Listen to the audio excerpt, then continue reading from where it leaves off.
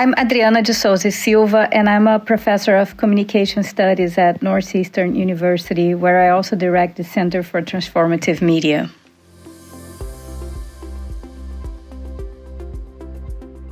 Well, I think at first when I started studying mobile communication, there was no such a thing as mobile communication. I mean, there were like few people looking at the social impacts of cell phones and social life. But I think on my case, I came from internet studies and that idea of looking at space as cyberspace, which is something a lot of people were talking about in the beginning, in the late 90s, early 2000s. So at that time, I was a PhD student, and my research was actually, because of my design background, was on how to build and design virtual worlds and social worlds online.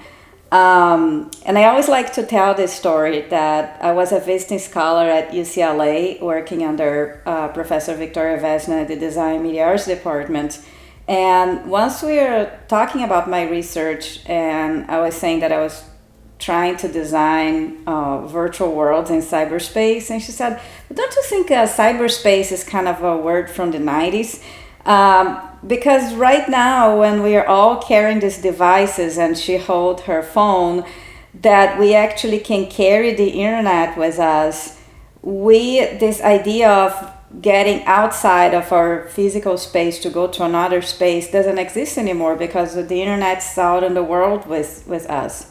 And then I was thinking about that sentence, and that actually changed my whole trajectory, because I actually started trying to understand how this difference in interface from a fixed computer to a mobile interface, cell phone that can have internet connection, kind of changes the way we communicate with other people in physical spaces, and actually that we can actually carry the internet with us.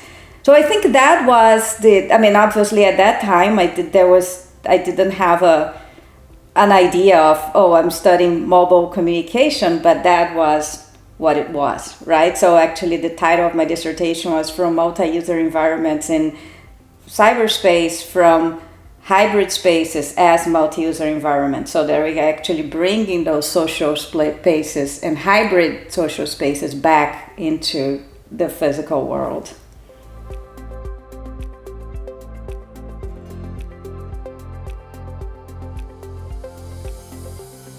Well, that's very interesting because, as I mentioned, I came from a background in design and internet studies, studying social virtual worlds online. But since I was looking at the differences in how we communicate over the internet with a cell phone, I started trying to find out any literature at that time that talked about mobile phones.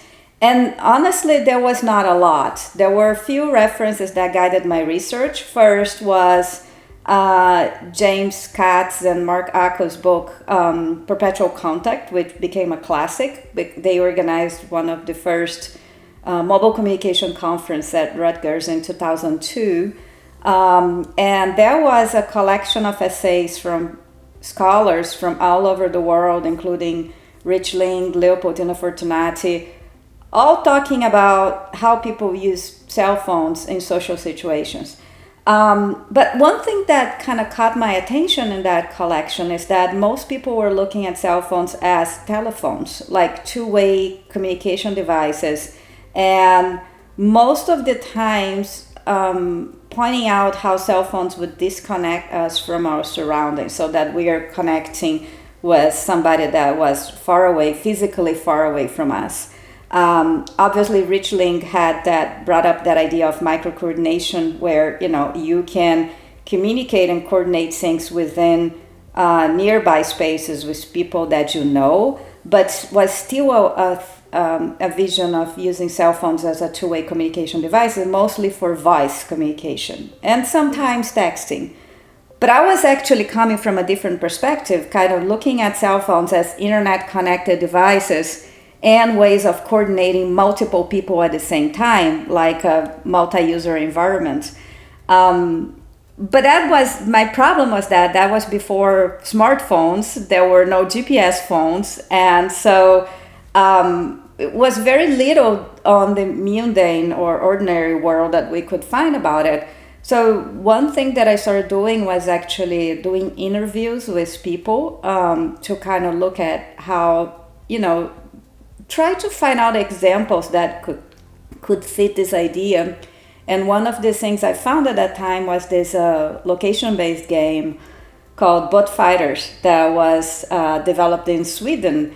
And was a really weird concept because was a game that was played with text message but used location awareness of the phone, obviously before GPS, so was not very precise, but depending on your physical distance to other players, you could shoot with a text message and you would be successful or not depending on your distance. And when I learned about that, I was like, well, that's the perfect example of what I'm talking about, because it's a game, it's a multi-user game that's played in physical space, and the technology actually helps you connect with people who are nearby that you might not even know, except because you're playing the game.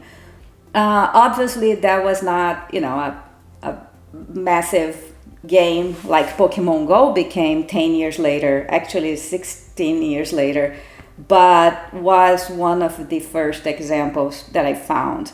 Another one was Howard Rheingold's book, Smart Mobs, because Howard Rheingold, he actually was one of the first that started talking about how cell phones could coordinate with many different people, which I call macro coordination instead of micro coordination. So he talks about flash mobs and political protests. It is in the early 2000s where like multiple people would coordinate with each other with mobile technologies.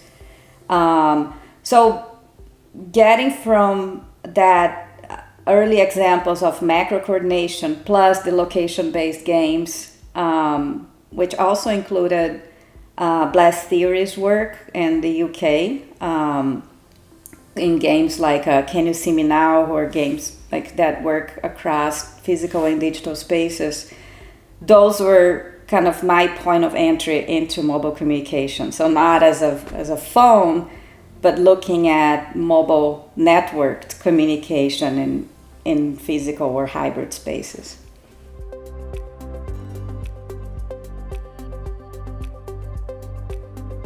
Well, one of the things that I think is very interesting is that there were multiple sets of scholars working on similar topics, but from different areas.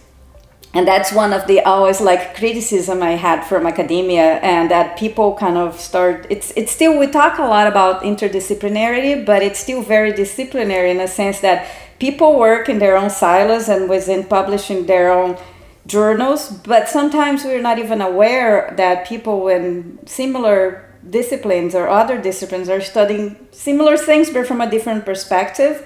So one thing that I realized is that what are set of media artists and people that are more related to art, they were really developing new ideas and experiments with what they called locative media, which is basically using GPS technology, in the early 2000s, when the Clinton administration removed the GPS degradation signal, then people could start precisely locating things on Earth, because before it was just used for the military. So a lot of common people, including artists, started exploring what can we do when we use GPS technology.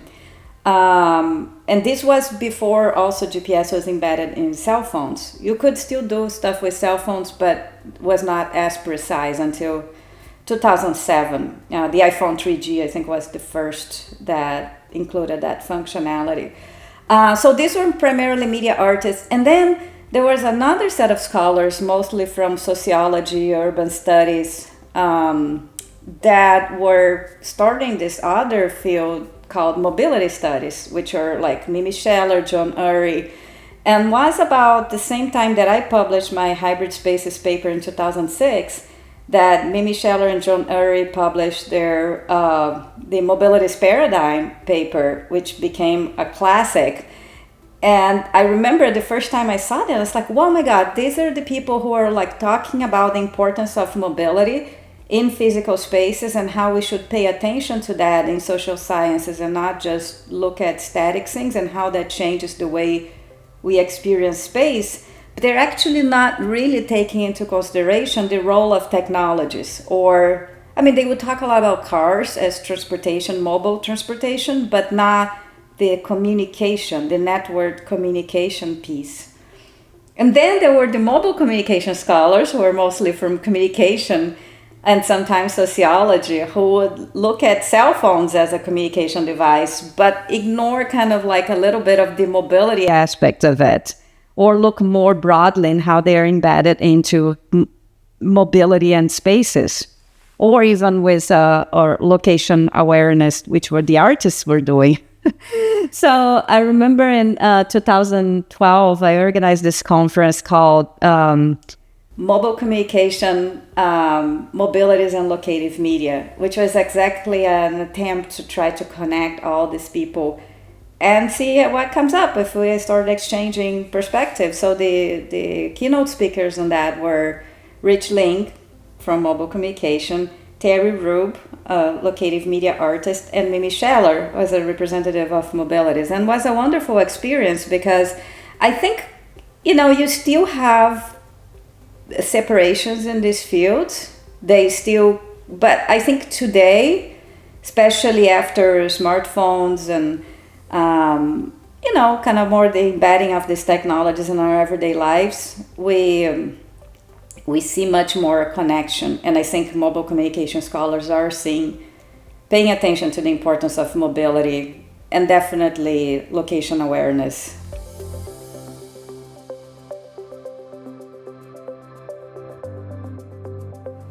Well, as I mentioned, I think I started thinking about that during my dissertation work, where I was trying to conceptualize and understand how people, because at that time, again, in internet studies, there was a lot of that talk about cyberspace as this space that's disconnected from the real world, very based on the original idea of William Gibson, that cyberspace is this kind of a world that, like immaterial world that you can download your minds and live a separate life. I mean, obviously this still exists today, especially in sci-fi, The Matrix, and we're all inspired by this sci-fi vision.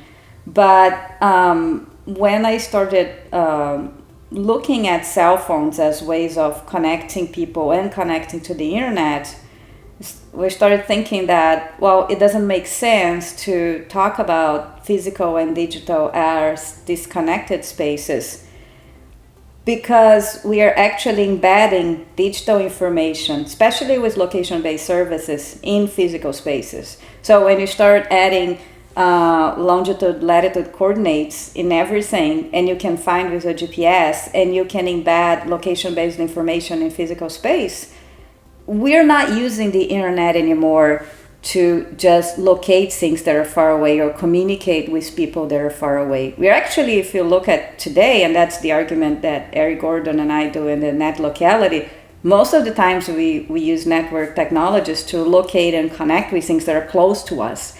So location and communication, what's nearby is critical to how we interact with these communication networks. And then at that time, I remember when I was writing that paper, a lot of people, I discussed that idea with many people, and they're like, oh, but you're talking about, Lev Manovich was writing about augmented spaces, which is basically, when you start putting screens on physical space, and that you can either embed information that comes from elsewhere in physical space, if you're watching a movie, for example, or streaming, or collect information from us with CCTV cameras or things like that. And I'm saying, yeah, well, that's one important characteristic, but I'm also talking about the communication that happens. We can actually use the technology not just for information flows, but to communicate with people. So, there were also Mark Weiser's idea of ubiquitous computing that was really not that, all that time when he talked about, the early 90s, early mid 90s, about this idea of several devices spread around the environment. But he was focusing mostly on the technologies and the computation. I mean, he talked a little bit about social issues like privacy, as Paul Dorridge says, the penultimate slide problem, right? So it's almost like an afterthought. And for me, hybrid spaces was really rooted in the social and communication practices. So really, rather than just looking at a space, or for example, the idea of augmented and mixed realities were very prominent in computer science fields too, that take into consideration how you add digital information to physical spaces. But it's also focused on the technology. And obviously hybrid spaces are created by technology, but also created by sociability. So what I wanted to call attention is that what we are looking at is not just a space as a container of things or technologies that change space, but how it's an idea constructed by the sociability of people, the technologies that we use, and the network connections. So we need to consider all these three things to understand what a hybrid space is.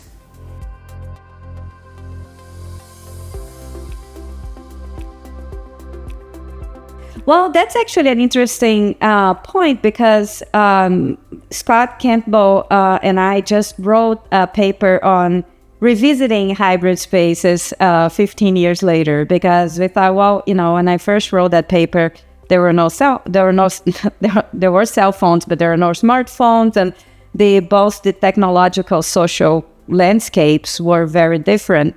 And one of the things we realized too, because he did a very thorough lit review of how that paper has been cited, and what we realized is that, obviously it has been cited in many interesting ways, but a lot of the literature also, people use that idea of hybrid spaces as just the mix of physical and digital. So basically equating it as a mixed reality, which is one of the things that I say in the paper, that hybrid spaces are not like mixed reality. You have to take into consideration the sociability and the mobility aspects too.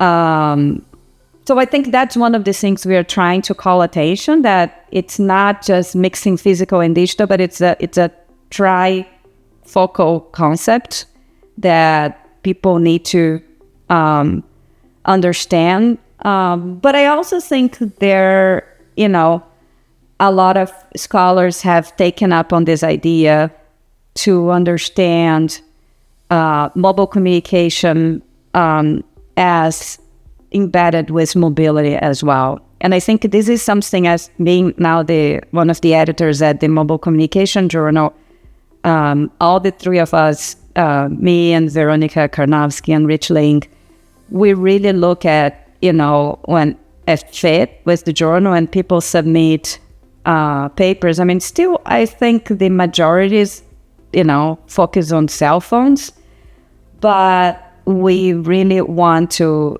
acknowledge the mobility aspect of mobile communication. So one of the things that, and I think it's been more prominent, is that people understand that mobile communication influences how we move and how mobility influences communication.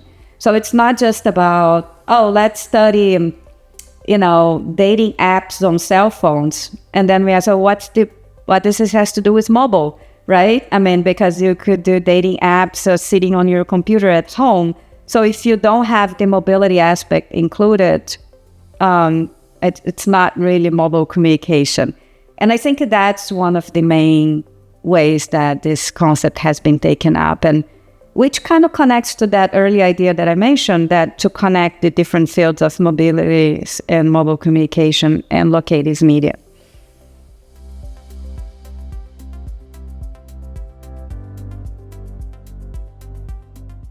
Well, I think that's the changes. This new paper that I'm just co-wrote with Scott Campbell kind of point out to that a little bit, especially in the changing in the technological landscape, because And there's a lot of mobile communication scholars are recognizing that too, that mobile communication is no longer about cell phones. Of course, it started with cell phones because that was one of the first technologies that allowed us to be mobile and communicate with other people while mobile and connect to the internet. But today, there are many other technologies that do that. You know, you have the watches, you have the iPads or tablets, and not only this, like sensors spread around the environment and other embedded infrastructures, and all the, I think a lot of the scholarship also has focused on the infrastructures that support these network technologies that sometimes people just ignore and not talk about them. So I think it's kind of, first of all, recognizing that mobile communication, and we talk about mobile media, right, too, which are the devices that enable mobile communications, not just about cell phones. We need to look at the network connection among all these technologies, and that kind of broadens up the spaces where we study mobile communication, not just, you know, like sometimes home spaces, but also urban spaces, and that connects with literature on smart cities, for example, which is that whole idea of that cities are embedded with network connections. And I think there's a lot of interesting research also looking at the global south and other less connected places, not just in the global south, but in the global north too, you know, like that, recognizing that these mobile communication spaces or hybrid spaces are very uneven spaces. So that, you know, in the beginning, a lot of people would, you know, understandable, focused on Europe, and a lot of the research started in Scandinavia and Japan because these were the countries that first developed cellular networks. And now, of course, we have cellular network connections all over the world, but the level of connection that these spaces have is different, right? So I think it's important to recognize these differences and understand how people use mobile communication and how that's embedded in their lives, not just in terms of development, because early literature also on mobile, there was a lot of, you know, mobiles for development or ICT for the information and communication technologies for development, looking at how it's a kind of a most technocratic view of looking into how these technologies can bump up economies and take people out of poverty. But I think we also need to kind of look at from other perspectives, you know, really how this is embedded in people's lives and changing the way people communicate. And for example, I mean, a lot of my research of my empirical research is in Brazil, and as in a lot of other developing countries, a lot of people use WhatsApp as a way of communicating, and that's highly mobile in the sense that a lot of actually mobile workers, they use that because the cell phone is their primary, you know, work tool, and people actually pay things via WhatsApp, do telehealth, like everything. So it's a much more actually relevant technology for people who live in places where they don't have access to 2 computers and 3 tablets like sometimes we have here. So kind of looking at other space and including scholars from other countries and cultural spaces as well, I think it's important.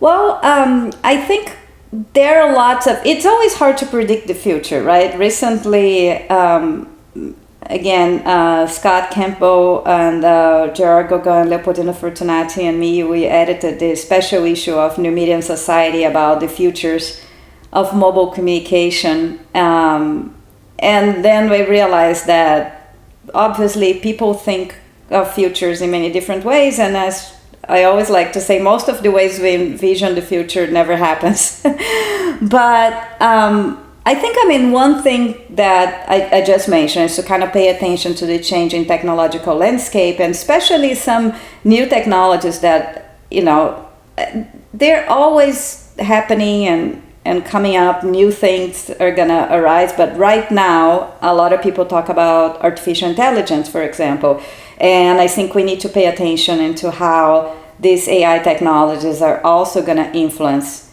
mobile communication, not only the way that we talk to each other or we talk with the AI like in ChatGPT and things like that, but how they're gonna change how we move around our physical spaces. So for example, when you have driverless cars or intelligent transport systems that kind of direct transit and help you to get a cab or tell you what's the best route. So these AI technologies are going to be changing not only communication but mobility as well. And again, I think my main issue and area of focus is always like how to connect the communication with the mobility, because I think sometimes we focus on one aspect and forget how it's all networked and connected. But I hope that, I'm really happy as vice chair of the mobile communication division at ICA that our group of scholars is growing and we have a lot of interest. We are actually the most diverse division at ICA with the most number of countries, of people from different countries, and young scholars as well. So I hope we keep growing and really connecting and people from, again, countries outside the global north. And really, as also one of the editors of Mobile Media and Communication, I want to see people who are non-English speakers. I know there's always like a big language barrier, but I think we need to make an effort to include people whose primary languages are not English into this discussion, because a lot of times the scholarly conversations get really skewed to